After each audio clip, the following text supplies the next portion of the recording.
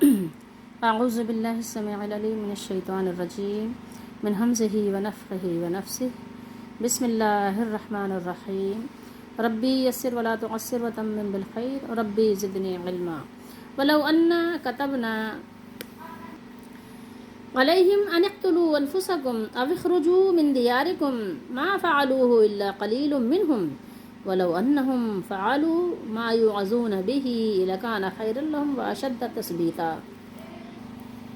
وَإِذًا لَآتَيْنَاهُمْ مِن لَّدُنَّا أَجْرًا عَظِيمًا وَلَهَدَيْنَاهُمْ صِرَاطًا مُسْتَقِيمًا۔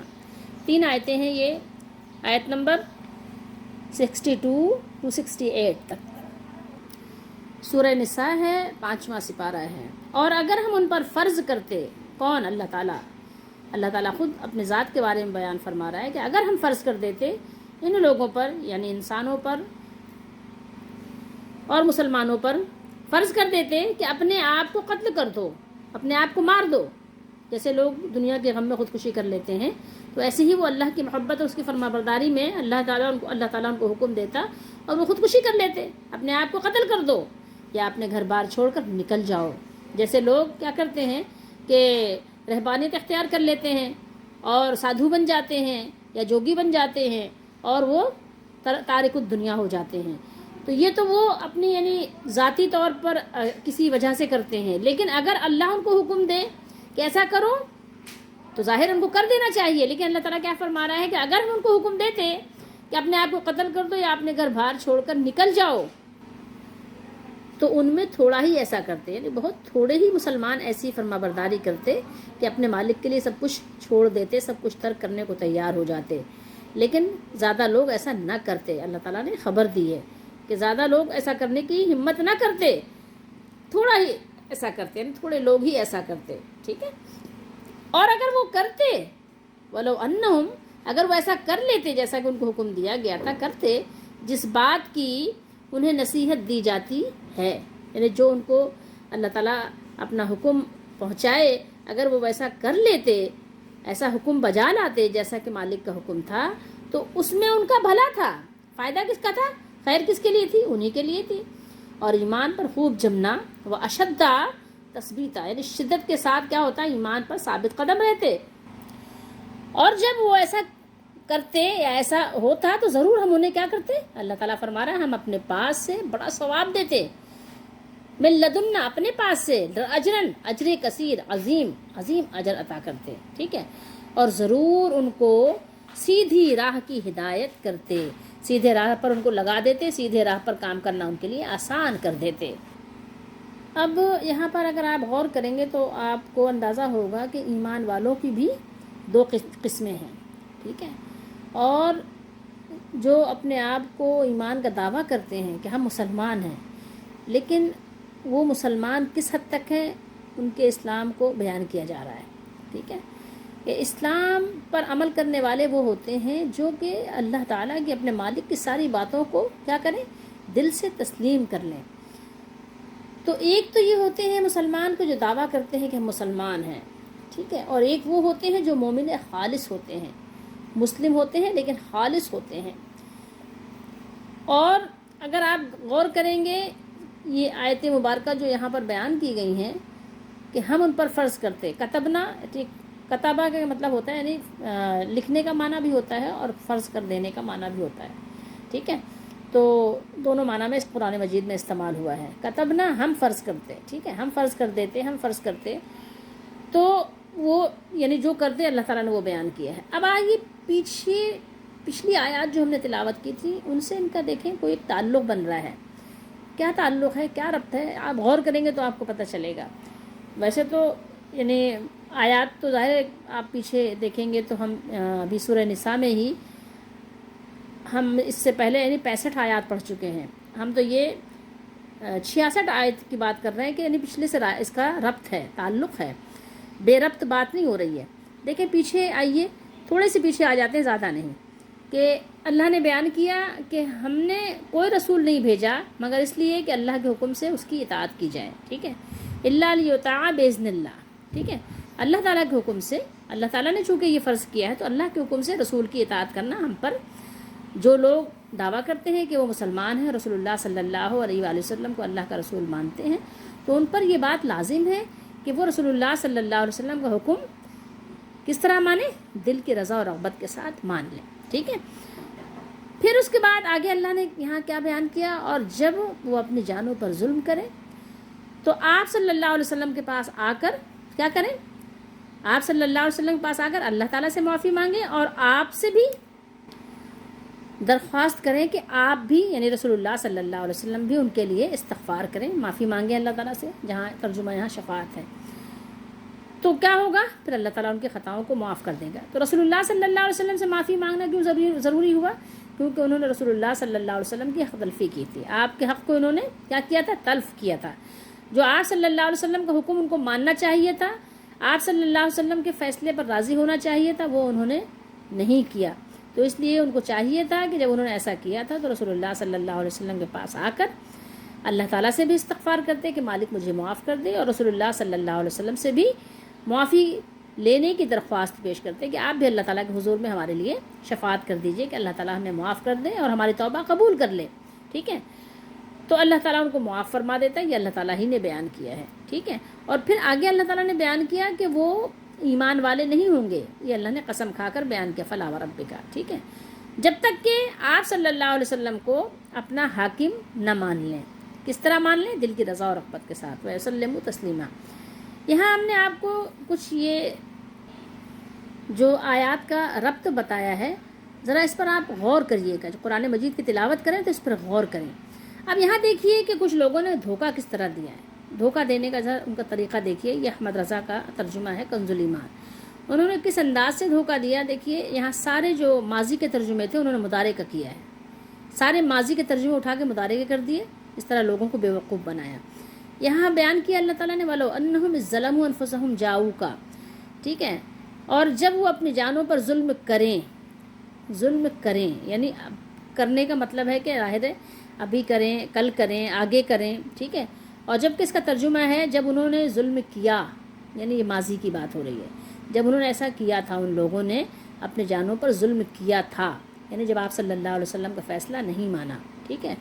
تو آپ صلی اللہ علیہ وسلم کے پاس آ کر کیا کرتے؟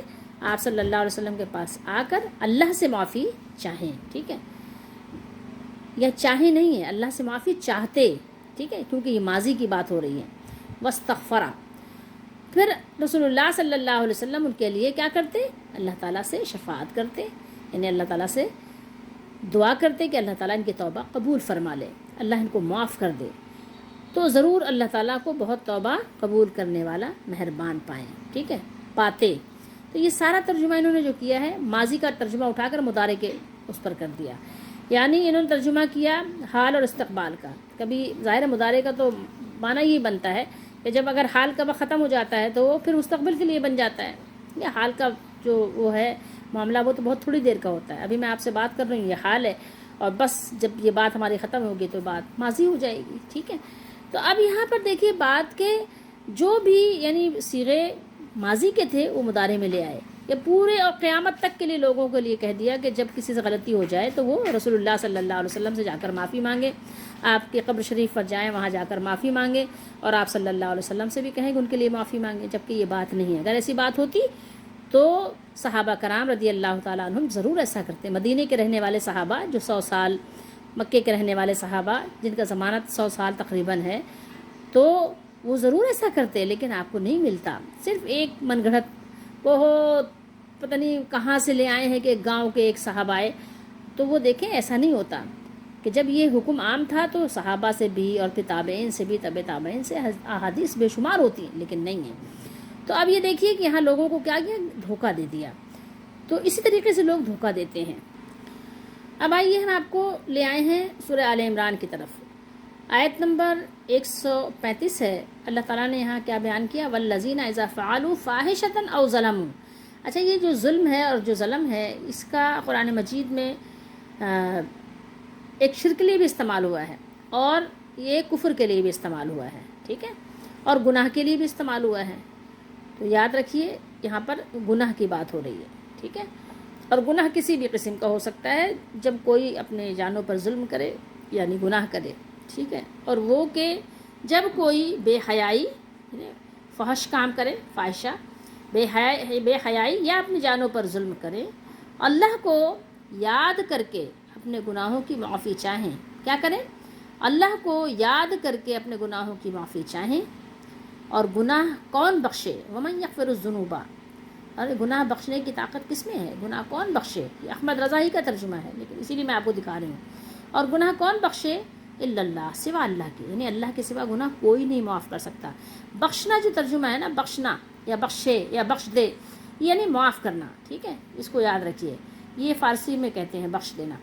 تو اللہ کے سوا یعنی کسی میں یہ صفت موجود نہیں کہ اللہ کے سوا کوئی ہمارا گناہ معاف کر دے، ٹھیک ہے، یہ سارا اختیار گناہ معاف کرنے کا اللہ کے پاس ہے، اللہ کے سوا کوئی گناہ کو معاف نہیں کرتا۔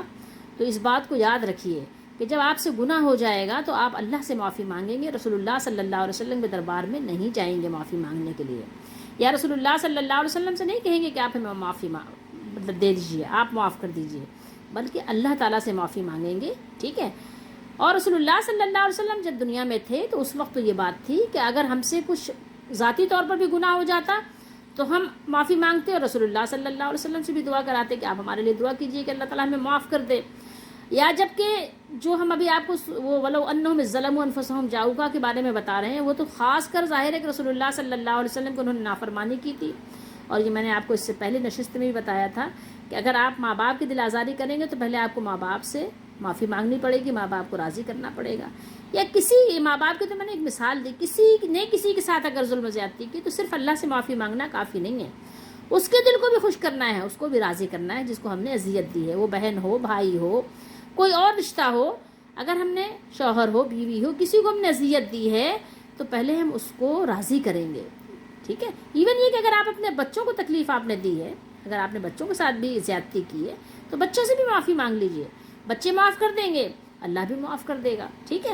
اب صرف اللہ سے معافی اس وقت مانگنا ہے کہ جب آپ نے کوئی اپنا انفرادی گناہ کیا ہے، اپنی ذات کی حد تک کوئی گناہ کیا ہے، تو وہ آپ کو ظاہر ہے صرف اللہ سے معافی مانگنا ہے۔ لیکن جب آپ نے بندوں کا بھی، اللہ کے بندوں کا بھی حق تلف کیا ہے تو آپ کو اللہ کے بندوں سے بھی معافی مانگنا ہے۔ لیکن اب یہ ہے کہ دھوکہ دینے کے لیے بات کہاں سے کہاں لے جاتے ہیں لوگ۔ تو اللہ کے سوا دیکھیں قرآن مجید کی یہاں ایک آیت ہے سورہ آل عمران کی، لیکن بے شمار قرآن مجید میں اللہ تعالیٰ نے اس بات کو بیان کیا بے شمار جگہوں پر کہ اللہ کے سوا گناہ کوئی نہیں معاف کرتا، ٹھیک ہے۔ تو کیا فرمایا دیکھیے، وَمَن يَغْفِرُ الذُّنُوبَ إِلَّا اللَّهُ، ٹھیک ہے، کیا فرمایا؟ اور گناہ کون بخشے؟ سوا اللہ کے، یعنی اللہ کے سوا گناہ کوئی اور نہیں معاف کرتا، ٹھیک ہے۔ اب ہم سورہ نساء میں تھوڑا اور پیچھے آئے ہیں، اپنے جو ہمارا موضوع ہے اس ٹاپک سے تھوڑا پیچھے آئے ہیں، آپ کو دکھانے کے لیے، بتانے کے لیے، سمجھانے کے لیے کہ دیکھیے اللہ تعالیٰ نے یہاں آیت نمبر 68 میں فرمایا، یا ایھا الذین آمنوا اطیعوا اللہ واطیعوا الرسول، ٹھیک ہے، اے ایمان والو اللہ کا حکم مانو اور رسول کا حکم مانو، ٹھیک ہے۔ کس کا حکم ماننا ہے؟ اللہ کا اور رسول کا، ٹھیک ہے۔ اب یہاں یہ اس کے بعد آیت نمبر 59 ہے، آیت نمبر 59 میں اللہ تعالیٰ نے کیا بیان کیا؟ پھر اگر تم میں کسی بات کا جھگڑا اٹھے تو اسے اللہ اس کے رسول کے حضور میں کیا کرو؟ رجوع کرو، یعنی اگر آپ کا کوئی بھی ایسا معاملہ ہوا جس میں کیا ہوا؟ جھگڑا پڑ گیا، تو اب وہ جھگڑا پڑ گیا تو اس کا حل کیا ہوگا؟ تو قرآن و سنت کی طرف آئیں گے، ٹھیک ہے، اس کو کدھر لوٹائیں گے؟ اپنے جھگڑوں کو، اگر وہ سالو نہیں ہو رہا ہے، وہ حل نہیں ہو رہا ہے، تو اس کو اللہ اس کے رسول کی طرف کس طرح لے کر آئیں گے؟ رسول اللہ صلی اللہ علیہ وسلم کی قبر پر جا کر نہیں، بلکہ قرآن و سنت کی طرف اس بات کو لوٹائیں گے، اس کے ذریعے سے اس کو پرکھیں گے، اس کے مطابق فیصلہ کریں گے۔ سمجھ رہے ہیں بات کو؟ یہ بات اللہ تعالیٰ پورے طریقے سے بیان کر رہا ہے، کس کے لیے؟ جو لوگ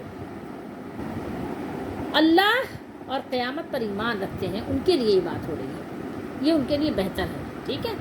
اچھا، اب آئیے دیکھیے آیت نمبر 60 میں اللہ تعالیٰ نے کیا بیان کیا؟ کیا تم نے انہیں نہیں دیکھا جن کا دعویٰ ہے؟ دیکھیں، ایمان کا دعویٰ کرنا اور ہے، اسلام کا دعویٰ کرنا اور ہے، اور ایمان والا اور اسلام والا ہونا اور ہے، یہ دو الگ چیزیں ہیں۔ دعویٰ تو کوئی بھی کر سکتا ہے، کسی بھی چیز کا کر سکتا ہے، لیکن حقیقت میں مخلص ہونا وہ ایک الگ چیز ہے۔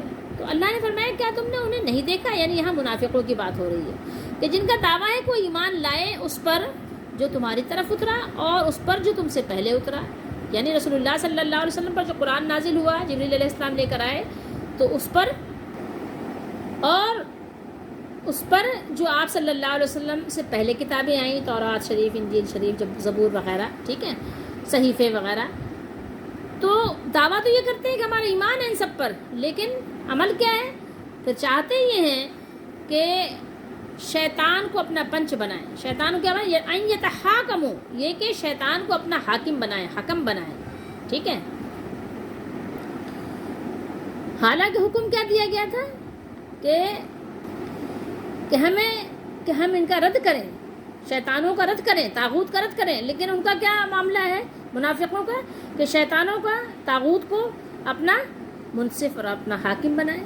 تو اب یہاں دیکھیں تسلسل کے ساتھ اگر آئیں گے بات طویل ہو جائے گی. اگر میں آپ کو یہاں سے لے کر چلوں، پیچھے سے اور لے کر آؤں بات، تو آپ کو اچھی طرح اندازہ ہو جائے گا کہ اسی یعنی موضوع کا یہ ایک حصہ ہے کہ جہاں جو اللہ نے بیان کیا کہ جب انہوں نے اپنی جانوں پر ظلم کیا تھا، کہ آپ صلی اللہ علیہ وسلم کو تکلیف پہنچائی تھی، تو آپ صلی اللہ علیہ وسلم کے پاس ہی آ کر معافی تلافی کرتے اور اللہ سے بھی معافی کرتے، تو اللہ تعالیٰ ان کو معاف کر دیتا.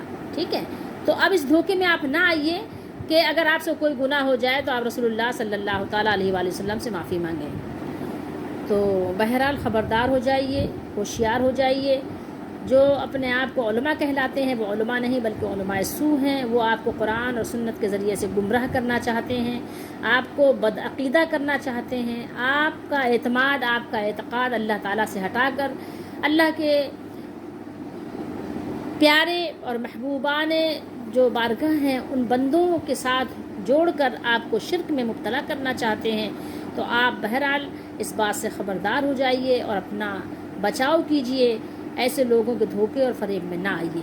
اب آئیے اس آیت کا ربط دیکھیے کہ فلا وربک، ٹھیک ہے، کہ وہ ہرگز ایمان والے اور مومن نہیں ہوں گے جب تک کہ آپ صلی اللہ علیہ وسلم کو اپنے آپس کے جھگڑے میں حاکم تسلیم نہیں کریں گے. پھر جو کچھ آپ حکم فرما دیں تو اس کو اپنے دلوں سے بالکل یعنی تسلیم کر لیں اور رکاوٹ محسوس نہ کریں. ٹھیک ہے. اور اس کو دل کی رضا اور رغبت کے ساتھ مان لیں. اب اللہ تعالیٰ نے یہاں بیان کیا کہ یعنی جب آپ نے ہر صورت میں اللہ اس کے رسول کی مان لینی ہے، تو اگر اللہ تعالیٰ آپ پر یہ فرض کر دے کہ آپ اپنی جان قربان کر دیں، ٹھیک ہے، اللہ کے لیے اپنی جان قربان کر دیجئے. جس طرح سے اللہ نے آپ کو حکم دیا آپ قربان کر دیجئے، اپنے آپ کو مار ڈالیے. ٹھیک ہے.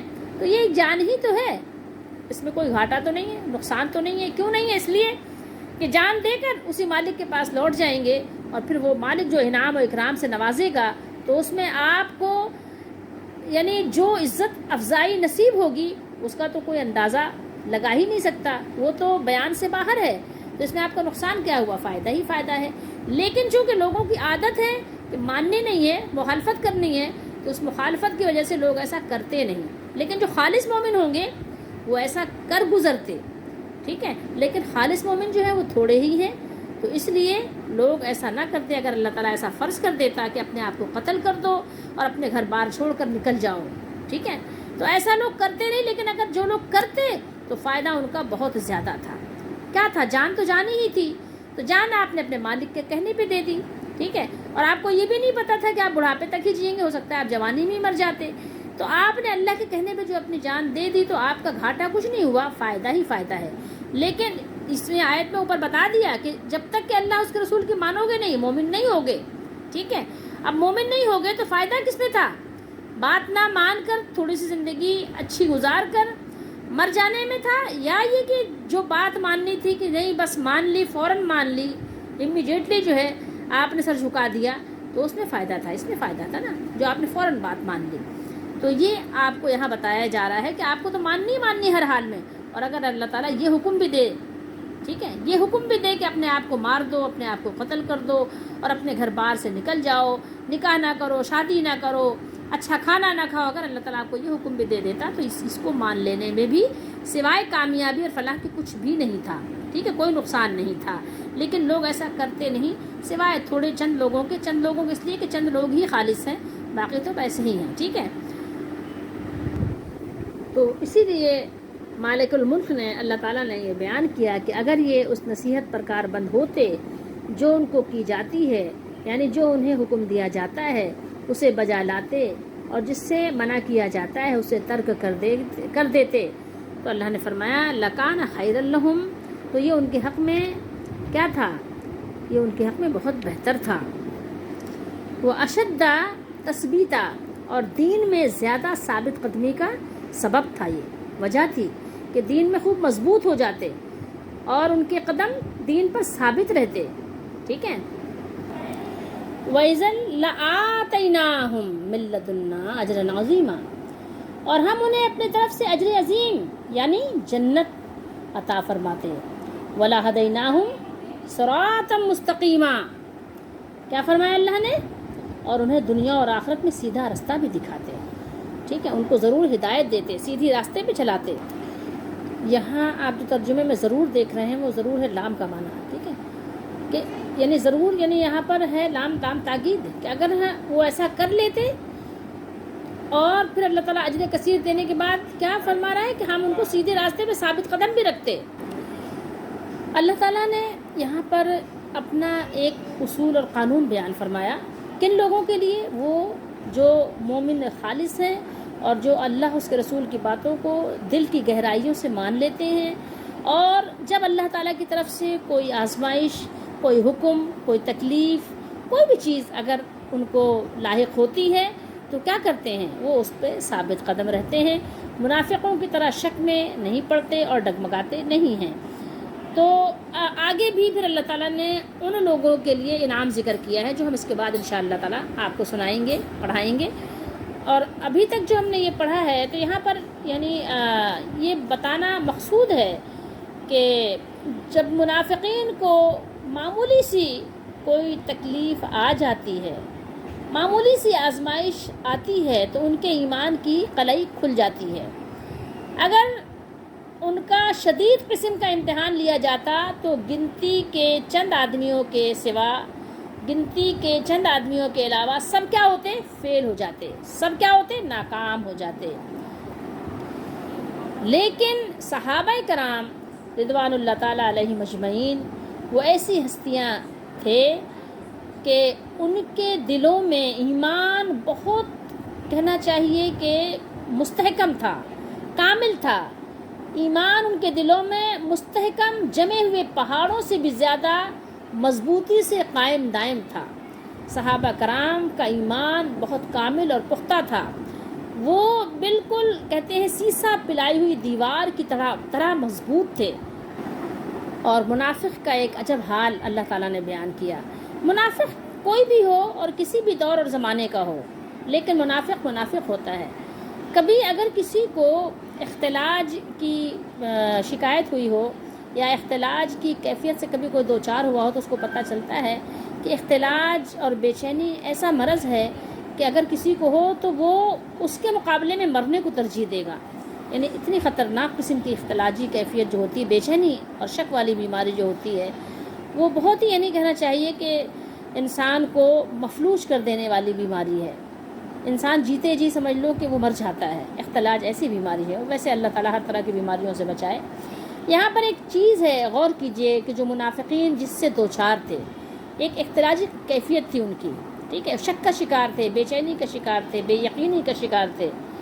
تو اللہ تعالیٰ نے منافقین کو بہت خوبصورت انداز میں ان کو نصیحت کی کہ تمہارے لیے کتنا بہتر ہوتا کہ تم یکسوئی سے میرے رسول صلی اللہ علیہ وسلم کا دامن پکڑ لیتے.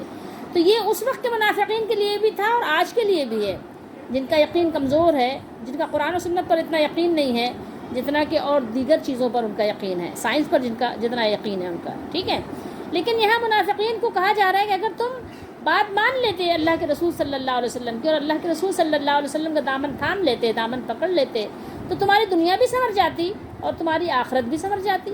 اور اس کا ایک بڑا فائدہ تم کو کیا ہوتا؟ وہ یہ ہوتا کہ جو تم تذبذب کا شکار ہو، ڈھلمل یقین کا شکار ہو، تم اس کیفیت سے نکل جاتے جس سے تم ابھی دو چار ہو. ٹھیک ہے، کبھی اسلام کی طرف لپکتے ہو، کبھی کفر کے ساتھ چمٹتے ہو. یہ تمہاری کیفیت ختم ہو جاتی. تمہارے دلوں کی بے یقینی یقین سے بدل جاتی اور تمہارے روحوں کی بے چینی اطمینان سے بدل جاتی، چین اور سکون سے بدل جاتی. اور اللہ ہی بہتر جانتا ہے کہ اس شخص کے کرب و الم کی کیا کیفیت ہوتی ہے جو تذبذب اور بے یقینی کی موجوں کے تھپیڑے کھا رہا ہو اور اس کے سفینہ حیات کی کوئی متعین منزل نہ ہو، اس کو پتہ ہی نہ ہو کہ مجھے جانا کہاں ہے. اور اطاعت رسول اللہ صلی اللہ تعالیٰ علیہ وآلہ وسلم کی بات مان لینا، رسول اللہ صلی اللہ علیہ وسلم کی فرمان برداری کرنا یہ ایسی یعنی کہنا چاہیے کہ برکت ہے کہ اللہ تعالیٰ ان کو وہ راستہ عطا کر دے جو انہیں حریم قدس تک پہنچا دے گا، اور ان پر اللہ تعالیٰ کی طرف سے رحمتوں کا نزول ہوگا۔ اللہ تعالیٰ ہم سب کو توفیق عطا فرمائے کہ ہم کیا کریں، ہم یہ کریں کہ ہم قرآن و سنت پر یقین رکھیں اور رسول اللہ صلی اللہ تعالیٰ علیہ وآلہ وسلم کے فرامین کے مطابق اپنی زندگی کو عمل پیرا ہونے کی طرف لگا دیں۔ اللہ تعالیٰ ہم سب کا حامی و ناصر ہو۔